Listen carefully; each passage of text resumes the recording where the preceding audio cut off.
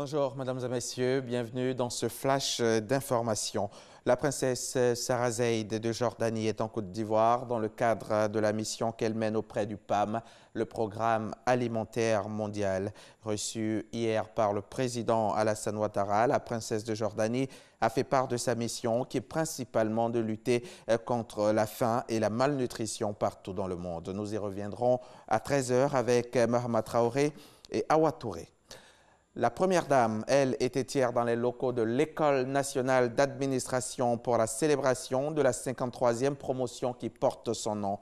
Occasion pour Dominique Ouattara d'inviter ses 427 filleuls à la probité absolue. Parmi eux, l'on compte des non-nationaux venant notamment du Niger, de Djibouti et de la Centrafrique.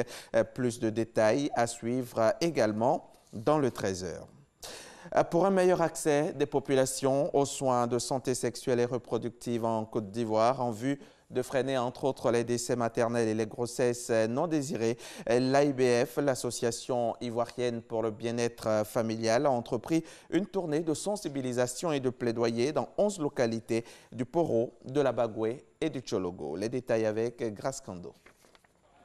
L'Association ivoirienne pour le bien-être familial, AIBF, plaide pour un engagement plus actif des collectivités locales, notamment les municipalités et les conseils régionaux, pour l'amélioration des services de la santé sexuelle et reproductive de leur population.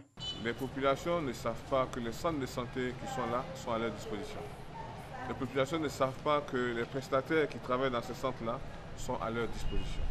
Et les populations ne savent pas, par exemple, quand une femme est enceinte, qu'il y a un certain nombre d'examens à faire.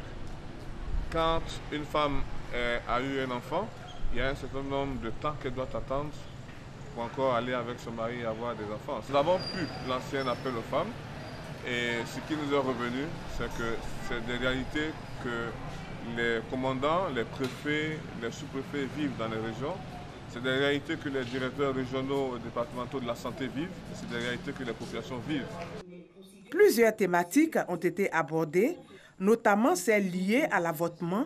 Selon l'Organisation mondiale de la santé, le nombre de décès maternels pour 100 000 naissances vivantes est passé de 614 à 645 contre 277 au Sénégal et 341 au Burkina Faso.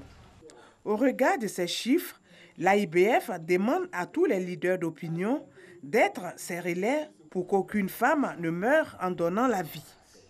Les populations issues, entre autres, des localités de Ouangolo-Dougou, Fekese-Dougou, Kong et Sinematiali ont été exhortées à fréquenter les services de santé afin de bénéficier d'une meilleure santé sexuelle et reproductive. L'ancien Premier ministre du Bénin a été rattrapé par ses comptes de la campagne présidentielle de 2016. La justice béninoise le poursuit en dépassement de frais de campagne électorale et en usage de fausses attestations et certificats falsifiés. Le ministère public a requis hier contre lui 12 mois de prison avec sursis, une amende de 50 millions et demandé l'inéligibilité de Lionel Zinsou pour toutes les élections à venir. Depuis le début de la procédure, l'ex-premier ministre de Boni Yayi ne s'est jamais présenté. L'ex-président sud-africain est notamment accusé d'avoir autorisé un climat d'impunité permettant la corruption et la capture de l'État par des intérêts privés. Toute la semaine, Jacob Zuma s'est farouchement défendu. Il a tenté d'éluder les questions de la commission anticorruption. Au premier jour, lors d'un monologue de 3 heures, il a crié à la calomnie et la conspiration, évoquant un complot visant à l'assassiner. Le lendemain, il a affirmé avoir reçu des menaces de mort. Le Premier ministre kosovar Ramush Haradinaj a annoncé hier vendredi sa démission après avoir été convoqué à La Haye en tant que suspect par le tribunal spécial sur les crimes de guerre commis pendant le conflit au Kosovo entre 1998 et 2000.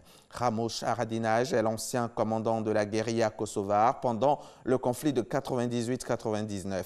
Le tribunal spécial international a été mis en place en 2015 avec pour mission de se charger des crimes présumés commis par l'UCK au Kosovo, principalement contre des Serbes, des Roms et contre des opposants albanais à l'UCK.